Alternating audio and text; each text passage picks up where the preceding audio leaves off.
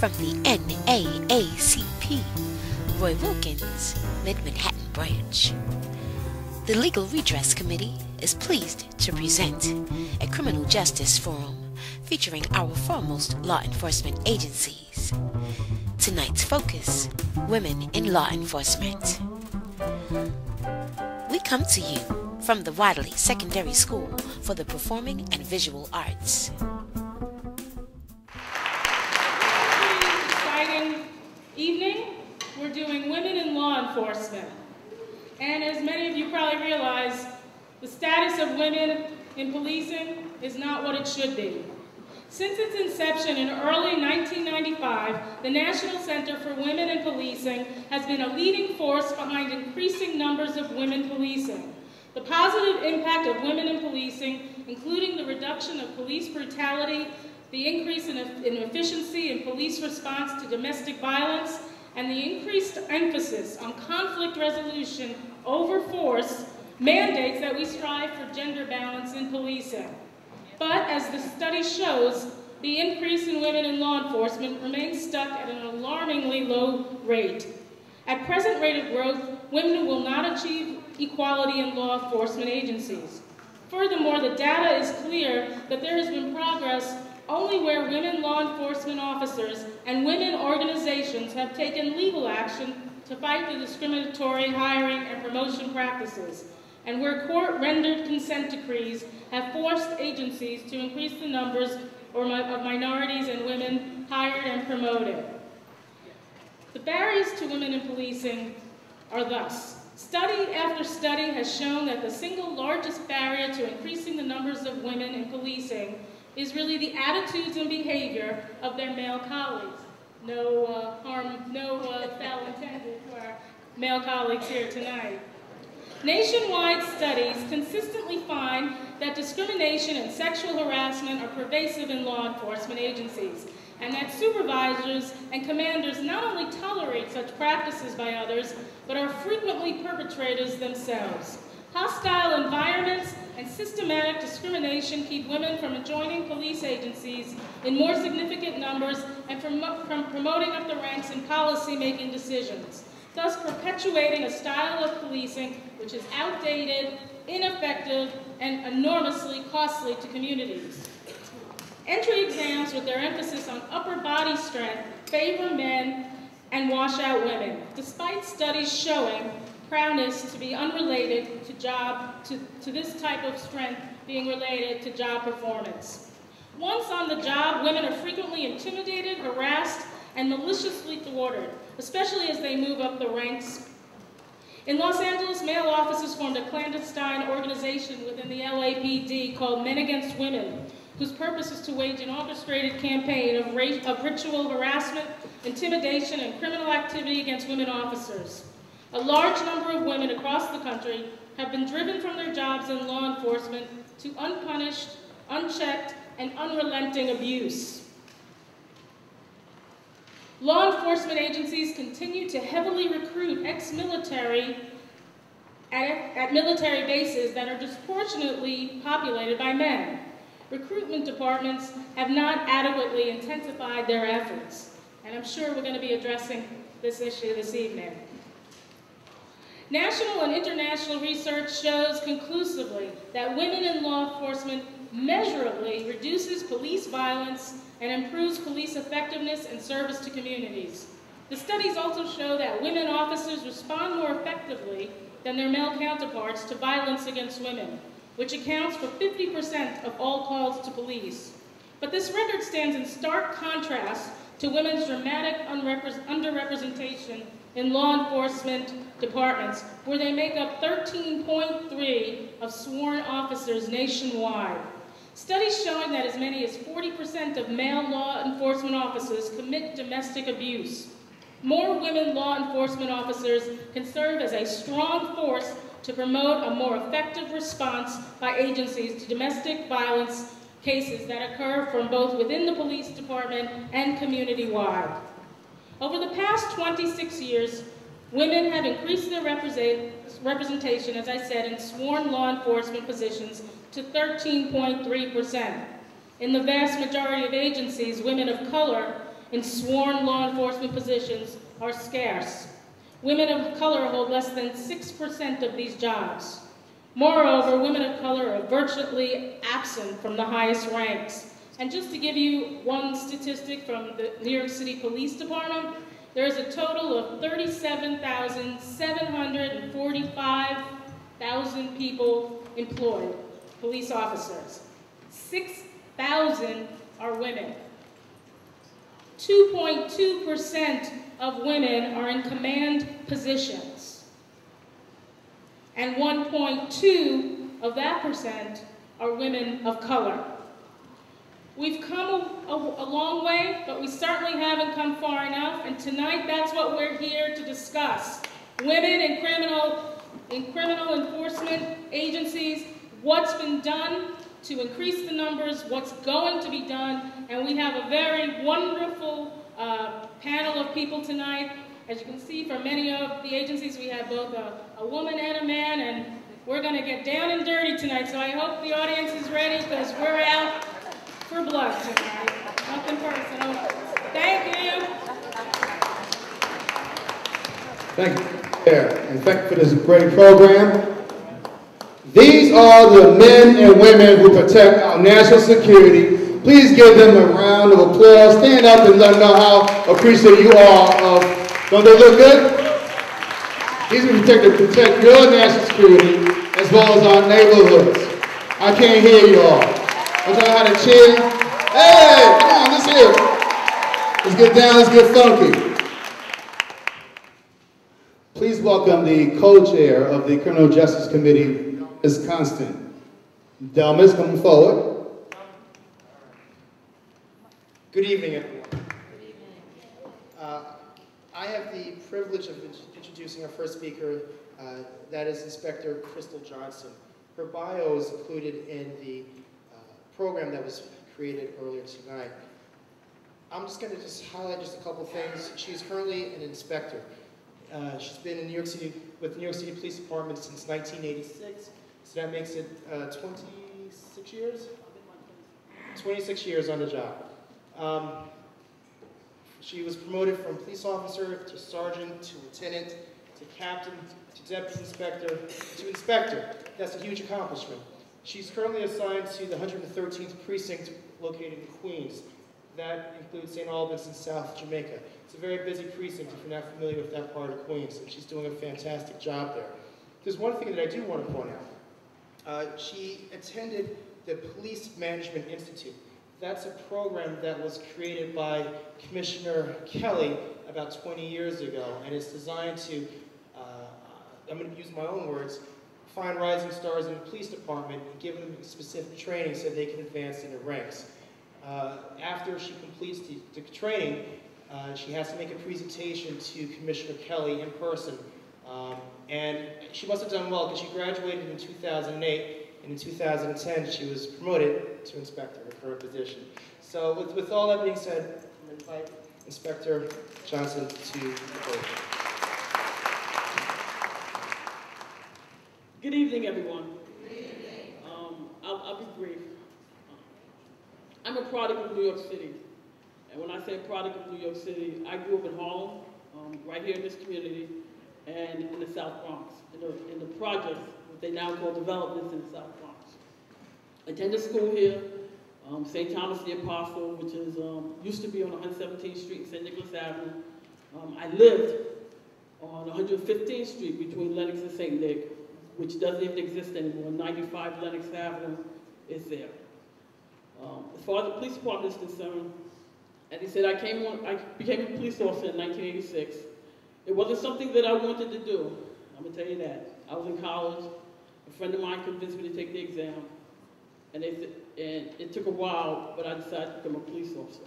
Since I've become a police officer, I was assigned here to the 2-8 precinct in 1987. I worked here until I was promoted to the rank of sergeant. On the job, as far as in the police department, I've had many mentors, white, male, African-American male, African-American female, white female, that has guided me through my career, that have given me the opportunities that I've had in order to to get where I am. I went back to school. The police department affords you the opportunity. Affords you the opportunity to education. Once you're in there, it affords you the opportunity to rise up through the ranks.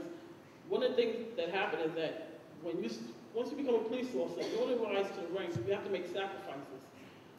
Sacrifices in your family life, sacrifices in your social life, but you have to be dedicated.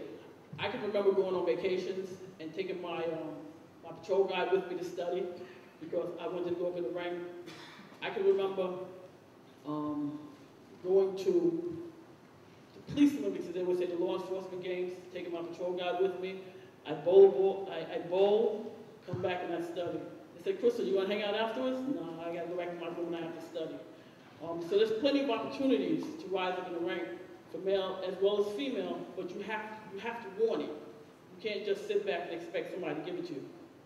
As Anthony said earlier, I'm a graduate of the Police Management Institute with the Columbia University School of Business.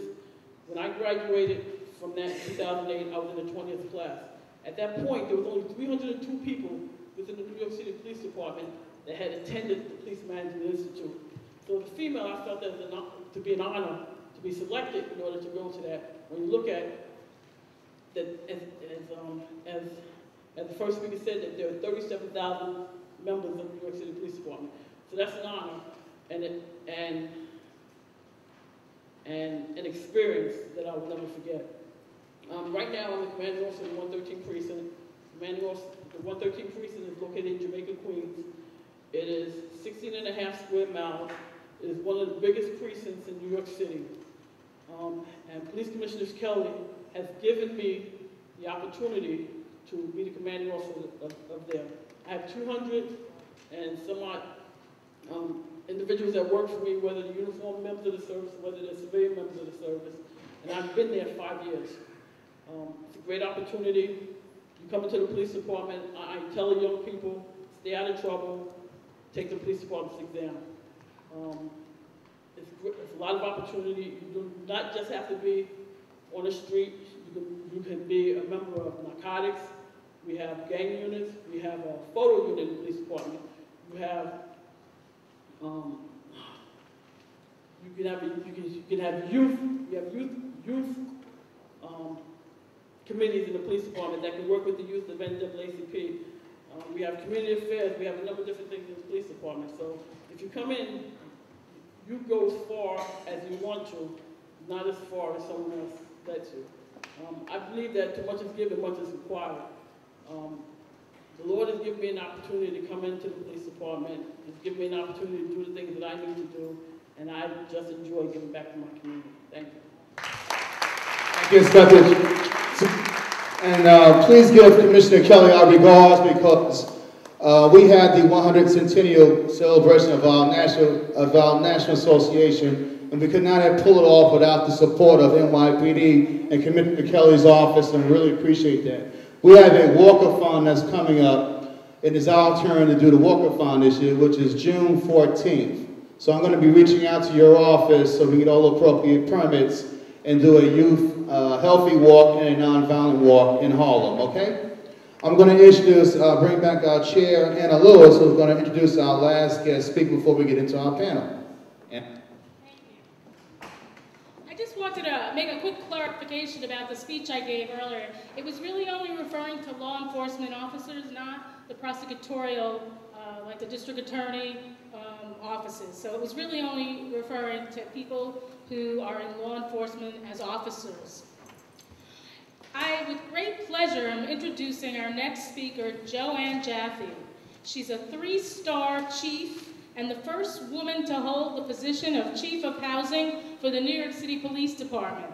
Joanne Jaffe joined the New York City Police Department in November 1979 after graduating college at the John Jay College of Criminal Justice.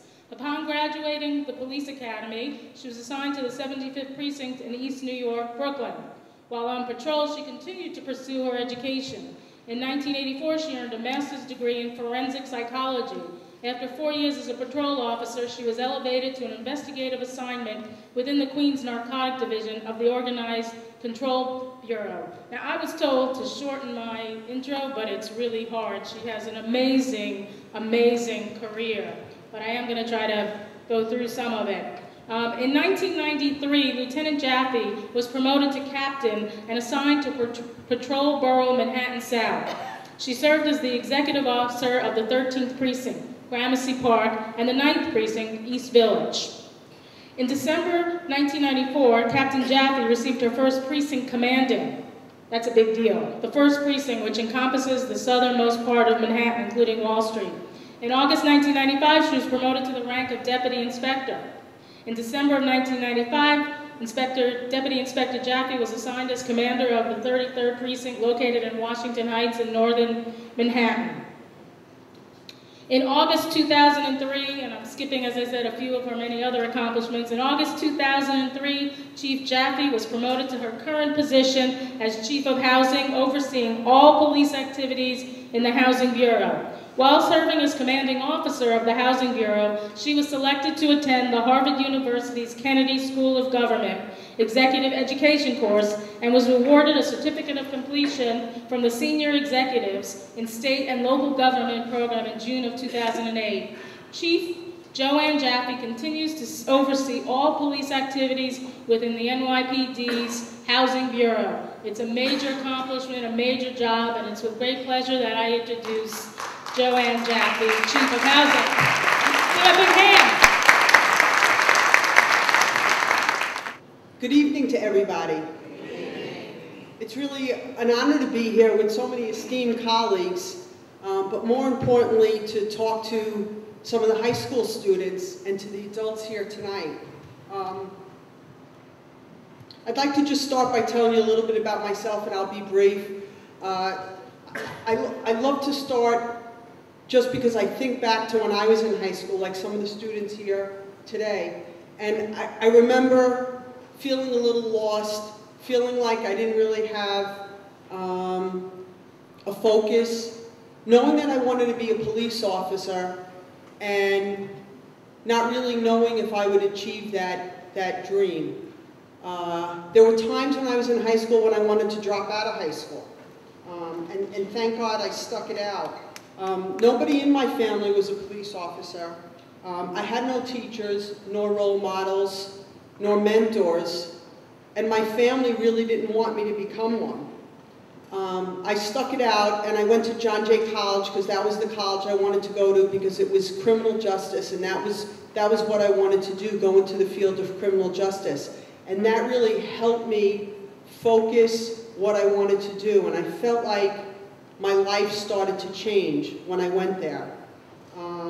This was my dream, to be a cop, to help people. I went into college in 1979, worked my way through school, like Bridget talked about, graduated I started in 75 and graduated in 79, and during those years, there were tremendous fiscal and economic downturn in the city, and there were no hirees between 1973 in New York City and 79 in the police department.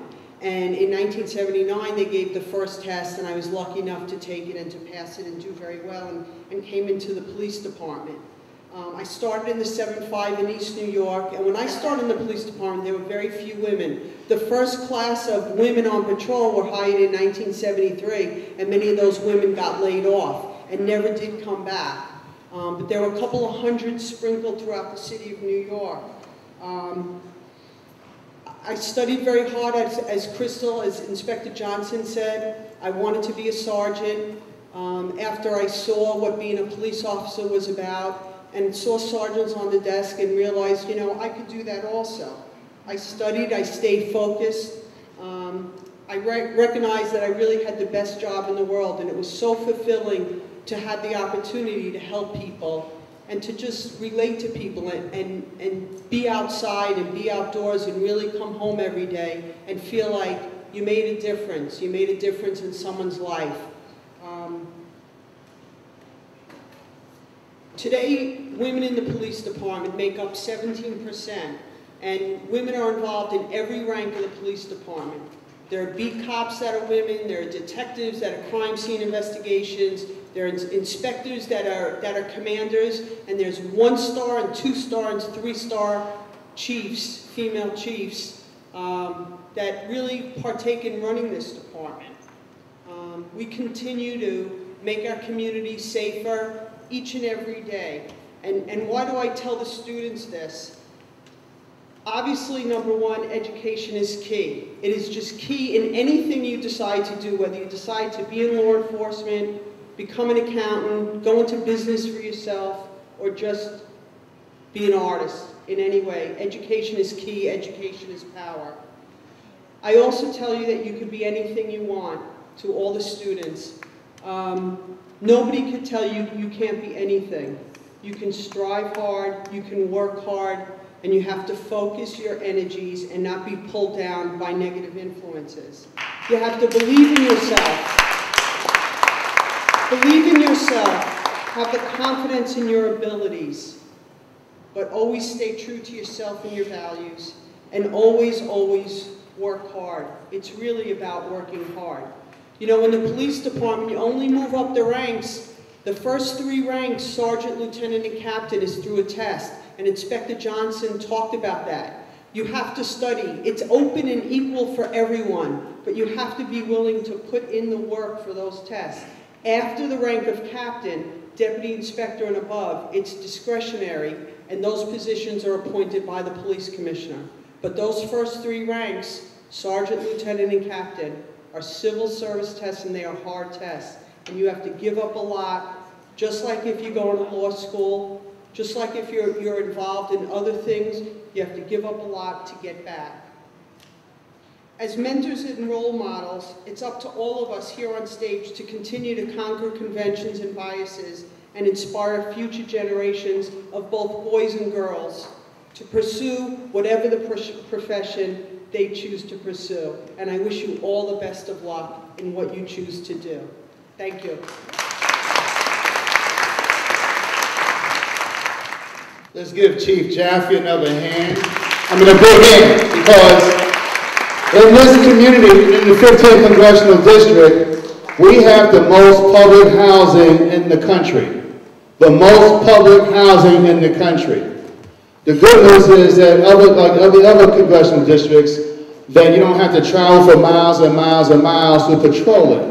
You just have to walk up the high rises and do the verticals up and down. But it's a very tough job, as you all know, and we have a very serious problem in some of our public housing. So she's going to need our support, and she does have our support. So thank you, Chief Jaffe, for joining us.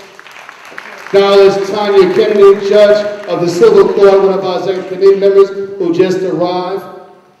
And I'm going to introduce our next speaker, Janielle Lattimore, who co-youth advisor for our youth council, who's going to introduce a very special presentation before we get into the meat of the discussion. Janielle? Thank you, President Eaton. Good evening, everyone. My name is Janielle Lattimore. I'm a member of the Mid-Manhattan branch. I'm a member of the Criminal Justice Committee. I'm also a co-youth advisor for the Youth Council of the Mid-Manhattan branch. I'm going to briefly introduce myself before I introduce our next performer. I graduated from Temple University, where I was part of the progressive NAACP. That's where my interest in the NAACP started. I studied business and law. Currently, I'm working as a paralegal and managing clerk for Mendes & Mount Law Firm. I'm also a member of the New York City Paralegal Association, where I'm professional development coordinator, and I was honored with Member of the Year this year.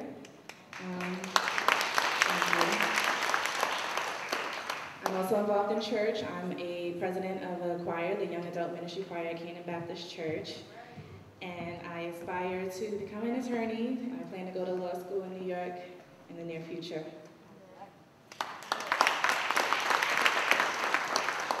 Now I'm going to introduce to you Ms. Jasmine Kennedy Lee.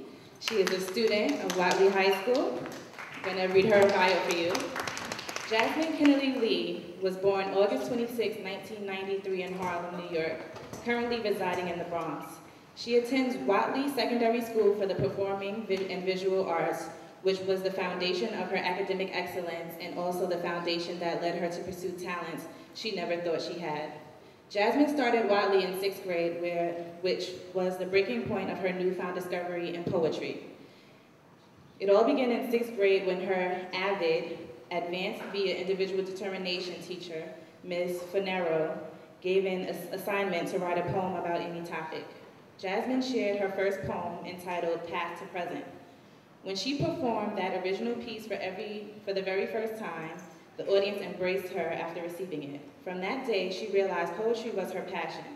Jasmine is what you call a conscious-based writer. All her pieces are written and delivered with flavor and style, which engages her audience. Powerful, positive message without profanity. Jasmine's writing is influenced by the works of hip-hop spoken word artists such as Gil Scott-Heron, Lauryn Hill, Common Sense, Lupe Fiasco, and Kanye West. These positive and conscious-based writers influence her to write controversial issues. Her mind and her voice are essential assets to who she is, and her having a strong presence is a bonus. Aside from her talent, she is a senior in high school. She dreams of attending Temple University. Nice. A 3.7 GPA. Being that Jasmine is a senior in high school, she has dreams of attending Temple University in the fall 2011, majoring in broadcast journalism. After college, she has plans on furthering her dreams by continuing her path of becoming an entertainment reporter, preferably in the hip-hop media. I'd also like to say that Jasmine participated in a spoken word event we had earlier this year, and she was awesome, so you're in for a treat.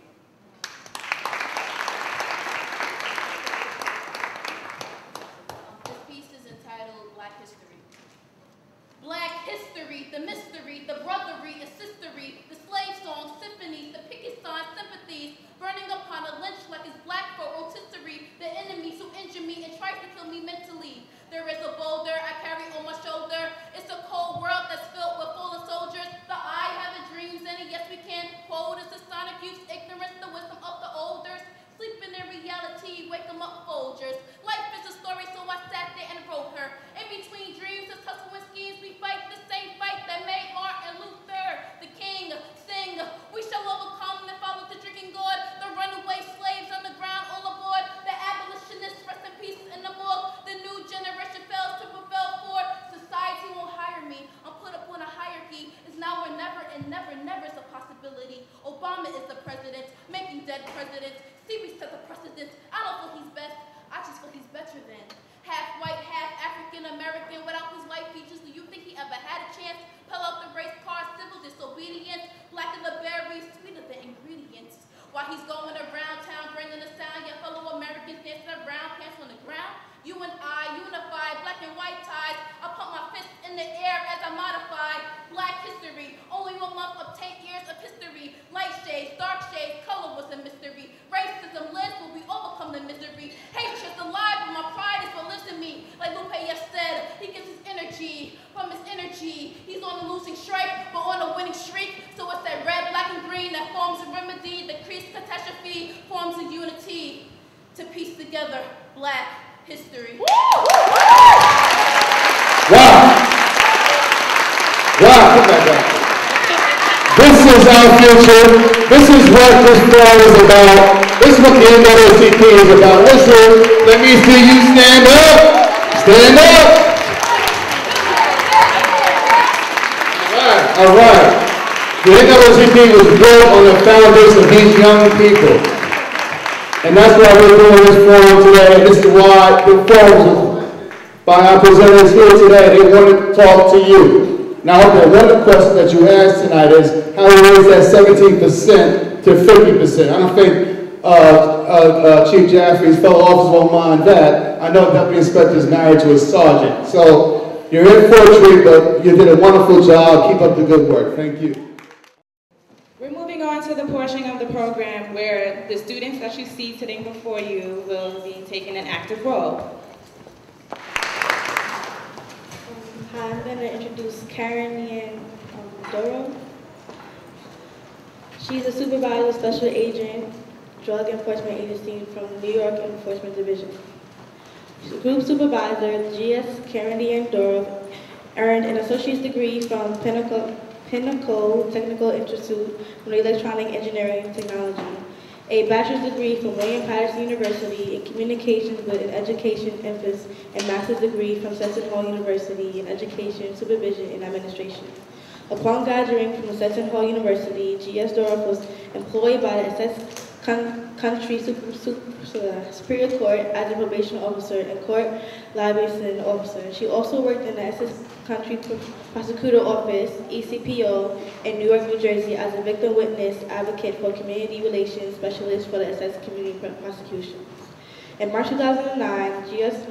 Dorff entered on duty with the United States Department of Justice Drug Enforcement Administration, DOJ, DEA. Upon graduating from basic agent training in Quantico VA, she was assigned to the New York Field Division, NYFD. While assigned to the NYFD, G.S.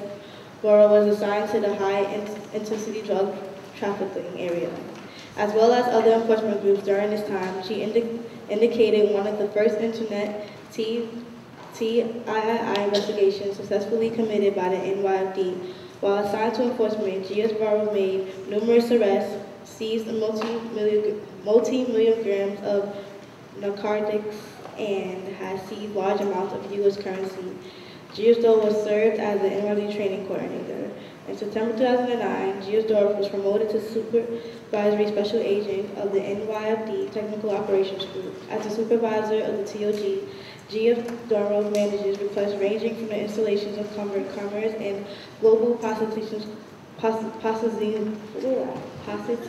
systems, GPS devices to package alarms, the superstitious injuries into target locations, to small auto and video bugs. So I don't know where she. Right here. Right here. Oh, how you doing? Good evening. How's everybody doing? Thank you very much for that wonderful introduction. My name is Karen Durrell. As she said, I'm a group supervisor for the New York Field Division Drug Enforcement Administration in New York. I'm here basically just to talk to some of the young people and the adults out in the audience.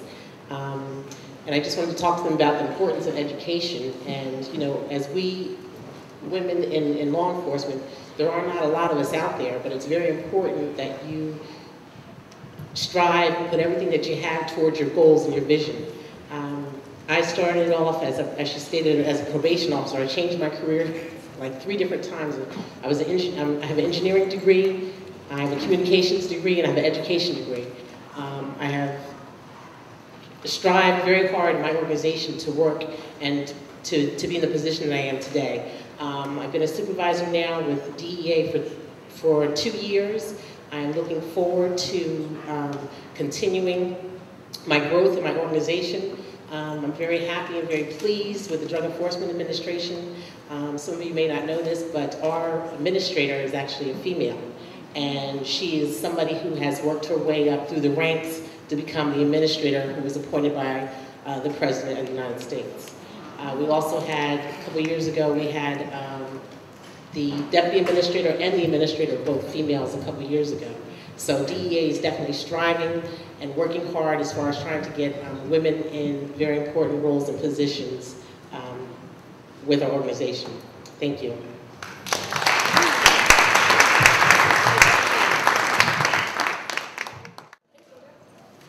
I'm introducing Delano A. Reed. She's an Assistant Special Agent in charge of the New York City Field Division of Alcohol, Tobacco, Firearms, and Explosives. Special Agent Delano Reed has over 20 years of law enforcement experience and service. He's received a Bachelor of Arts degree in Communication from Herbert H. Lehman College in the Bronx, New York. He's a graduate of the New York City Police Department Academy, the Federal Law Enforcement Training Center, and he has completed several executive development programs to include the study at the Executive Development Institute and the Center for Creative Leadership. Mr. Reed joined ATF in 1986 from the New York City Police Department, where he completed several years of committed services in the Bronx. During his ATF tenure, he has many accomplishments and has received an accolades for his hard work and dedication. As a street agent, Mr. Reed has been both the lead case agent as well undercover agents in numerous investigations. Mr. Reed is currently an assistant special agent in charge of the New York City Field Division of the Bureau of Alcohol, Tobacco, Firearms, and Explosives, where he oversees the day-to-day operation of various groups and task forces throughout New York State.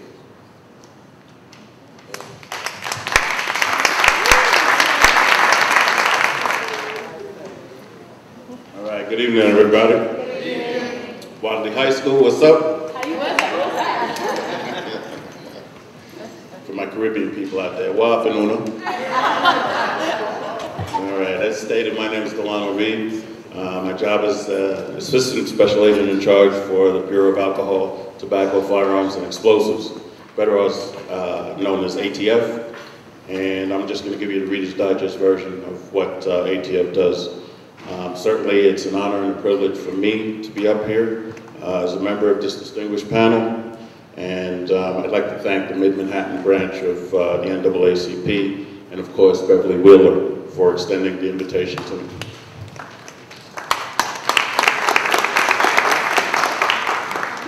All right, ATF, let's start with the A. You all see us drinking some water up here, and hopefully it's water. Otherwise, we're going to have a hell of a time tonight. All right, alcohol. You know, we have the law enforcement portion of our job, but we also have a regulatory portion of our job, which looks after compliance in the industries that we regulate. So we also do enforcement, but we also do compliance regulations. So with alcohol, we make sure what's on the label is actually in the bottle.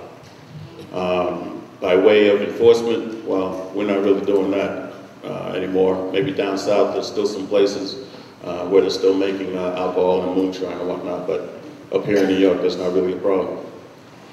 All right, tobacco. The best thing I can say with that is stay away from it. The easiest way to quit is not even to start. I don't smoke, but I don't see the way of people standing out and smoking. I guess a pack is like $10 now. I can't see burning money like that, you know, especially in these times. But again, we regulate the tobacco industry, so we make sure what's on the box is what's in the cigarette. And I would say, you know, listen to those commercials that are out there. You know, nobody wants to catch throat cancer or lung cancer or anything like that. Nobody's trying to hear that.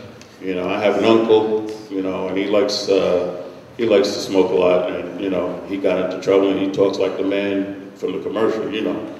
My friend with the, he ain't able to swim, but now he can't swim no more. You know what I'm talking about, right?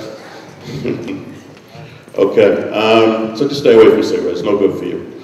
On the law enforcement side, what we're seeing is tobacco diversion. And what I mean by that is that people are going down south where the taxes are a little bit less on the cigarettes, and they bring the cigarettes up here to New York. Well, you're in violation of several federal and state laws right off the bat with that, so that's not really the move either.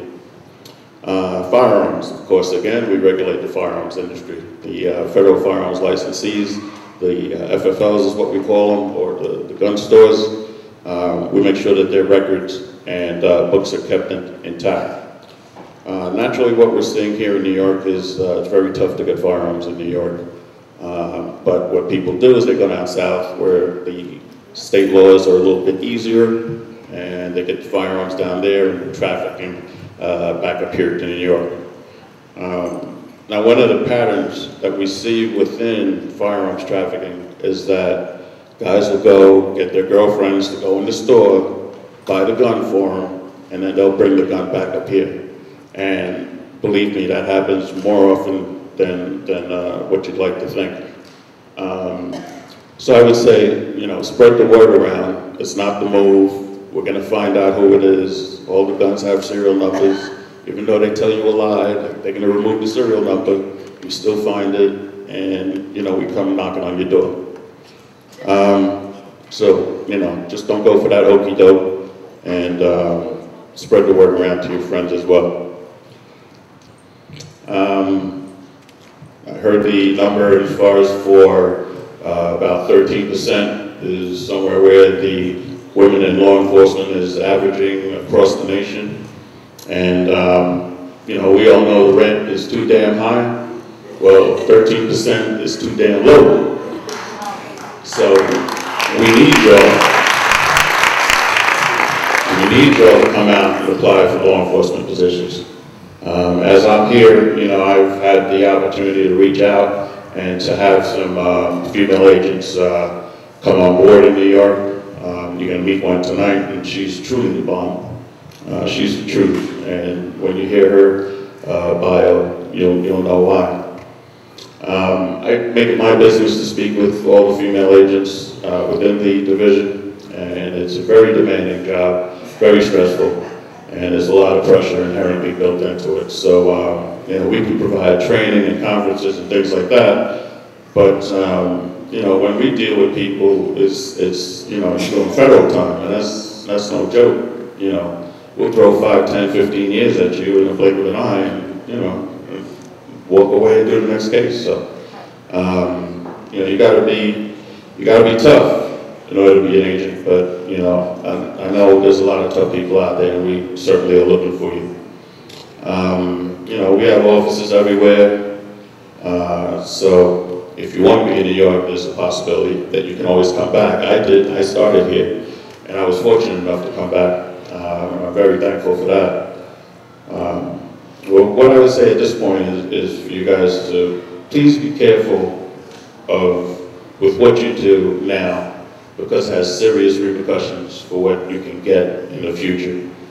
You know, your actions now can and most likely will affect your future. So just try and do the right thing. I look forward to answering questions afterwards, and you know, I'll be around. So thank you all for having me.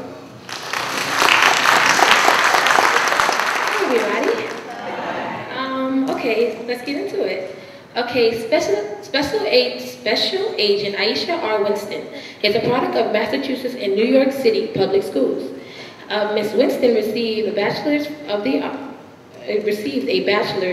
from the College of Mount St. Vincent in the Bronx, New York.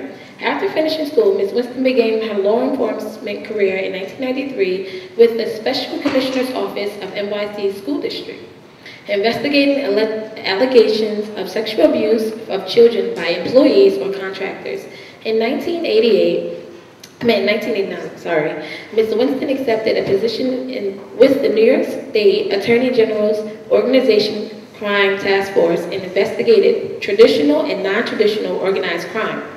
Ms. Winston participated in the investigation of the Gambino crime family and the Colombian drug cartel. In 2004, Ms. Winston became a special agent with the Bureau of Alcohol, Tobacco, Firearms, and Explosives, otherwise known as ATF. Ms. Winston spent 4 years in New Orleans Field Division investigating violent crime pre- and post-Katrina. Ms. Winston is currently assigned to the New York Field Division and is primarily investigating violent crime. Ms. Winston is currently investigating an organized crime ring which primarily used police impersonation as a method of obstructing commerce by robbery or violence, otherwise known as Hobbs Act robberies, in violation of Title 18 of the New York State Code, Section 1959. Ms. Winston has acted as an undercover in numerous investigations. Throughout her tenure, Special Agent Winston has received various achievement awards in her investigation efforts. So I would like to call forth Ms. Aisha.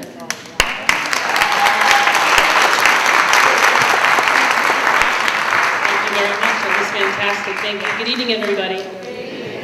I'm going to keep it really short. I just wanted to say that my mother's not an agent.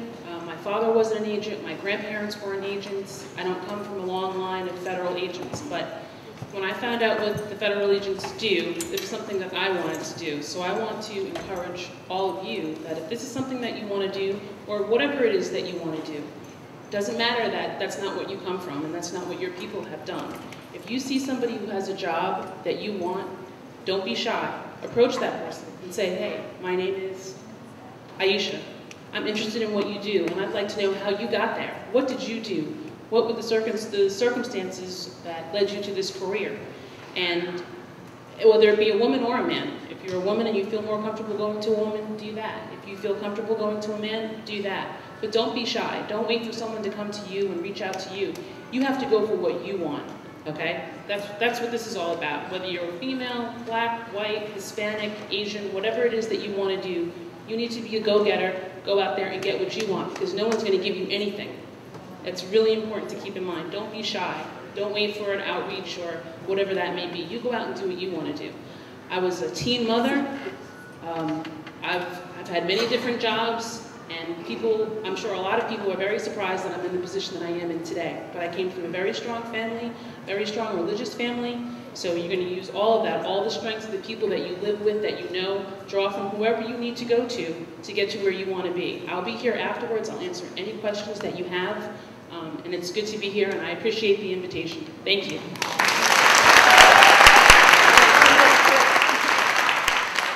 I'm introducing Dina Thompson. Miss Dina Thompson is a native of Baltimore, Maryland. She is a graduate of Frostburg State University in Frostburg, Maryland, where she received a Bachelor of Science degree in sociology. Later, she earned a Master of Science degree in criminal justice from Coppin State College, Baltimore, Maryland. Prior to joining the Federal Bureau of Investigation, Ms. Thompson enjoyed a career in the juvenile justice system as a case manager of agitated delinquents. In 1990, she received an early commission to second lieutenant in the United States Army Reserve. In October 1997, Ms. Thompson began her investigative career as special agent with the FBI assigned to the New York Division.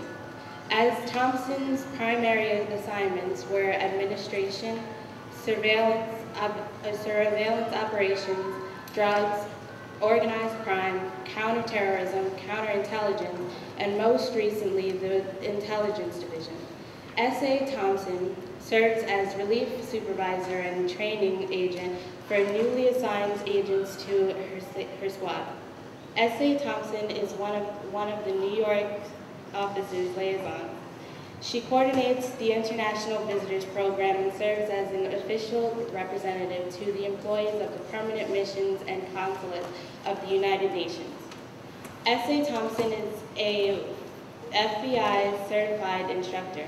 She has taught at the International Law Enforcement Academy, Gaborone, Botswana, and served as a class coordinator for a 50-day temporary duty assignment.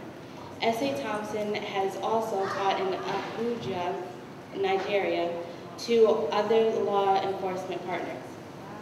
S.A. Thompson is active in community outreach and maintains a dialogue with minority leaders, officials, corporate businesses, groups, and various educational institutions within the community in which the FBI serves.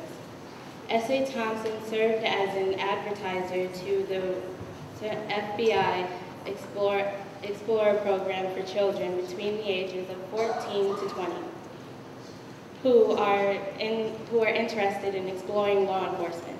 S.A. Thompson was a recipient of the prestigious Attorney General's Distinguished Service Award on July 28, 2004 for her exemplary work in dismantling a hostile intelligence agency.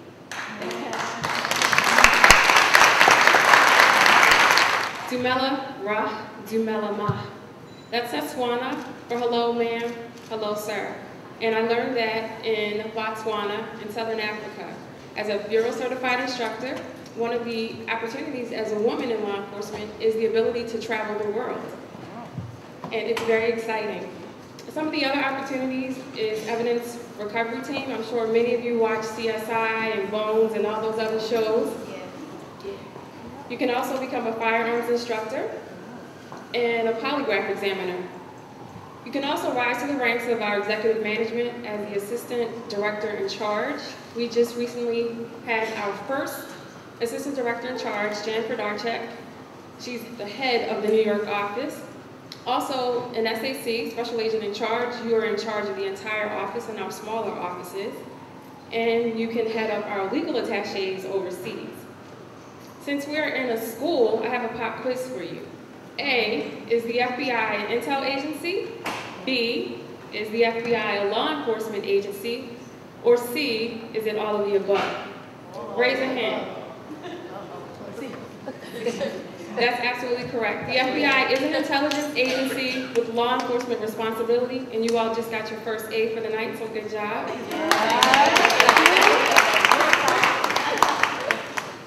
So instead of talking about the problems that we have, I challenge each of you to be part of the solution.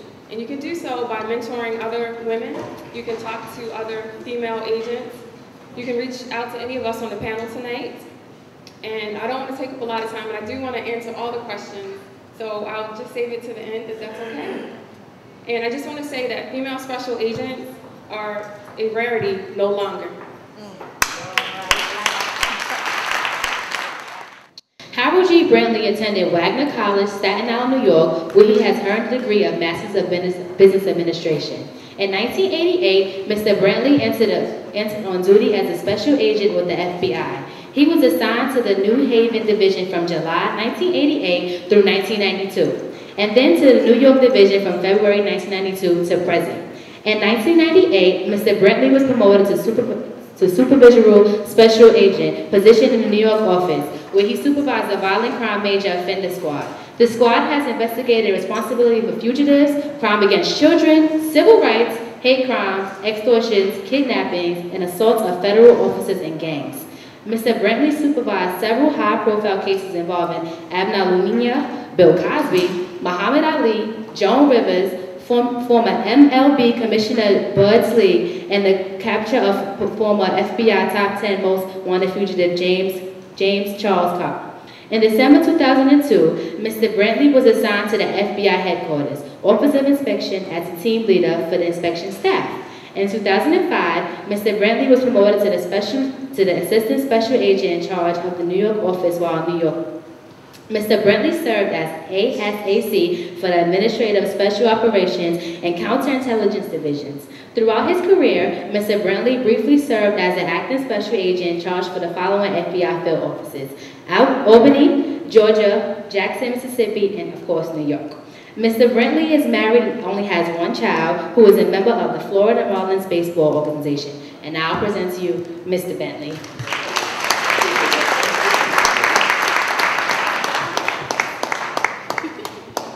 Before I get started, I just want to say, first of all, it's a privilege for me to be here to address such a group of talented individuals. And I really believe, collectively, I believe my colleagues and I would agree that the presenters are just outstanding talents here in front of us.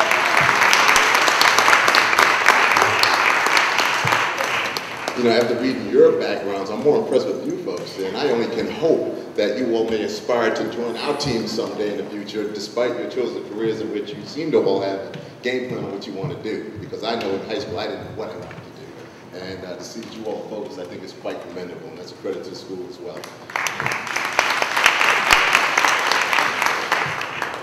Well, in speaking with the theme of tonight, women in law enforcement and what we're doing to empower them, within our agency, we have approximately 30,000 employees, of which I would say 13,000 are special agents, and of that 13,000, we have approximately 2,100 female special agents in the country. This is countrywide.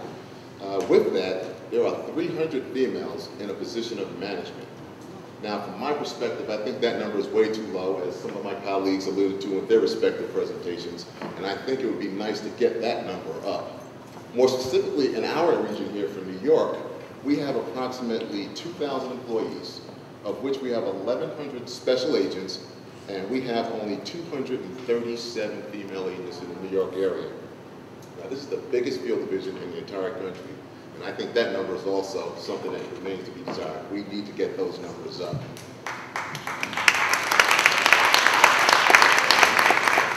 As my former colleague, Gina Thomas, said, one of the bright spots in New York, I truly believe, is that We have a leader in New York. Her name is Jan Podarchik, and she truly epitomizes what leadership is all about. She is the first female leader of the entire New York FBI office, which is quite an accomplishment for her. I think, with the responsibilities that the FBI has, we obviously focus on terrorism, we focus on public corruption, white-collar crime, organized crime, and we do this jointly not only with the FBI, but with our fellow agencies, with the Joint Terrorism Task Force, with NYPD, ATF, and different agencies. We can't do it alone. But I also know that we can't do it without female participation. We need the females to help us out, because guess what? Well, I apologize, folks. Not all the bad guys are guys. We need females to help us out. We need your mindsets to get out there and help us put some of these bad guys in jail. And I think that's something that's very important to stress here amongst the group here. In closing, I just want to say that for those who may strive a career in FBI or whether law enforcement, I can't stress the education piece enough. I think that's a common theme amongst all the speakers here tonight. Education is very important. I strongly recommend that you strive for excellence, stay focused, and shoot for the moon for your goals, because without that, obviously you're going to fall a little bit short, and there's just too much talent I see in this room, and hopefully with your friends as well. Please strive for excellence, and I wish you nothing but the best, and I appreciate you getting a few minutes of your time, folks.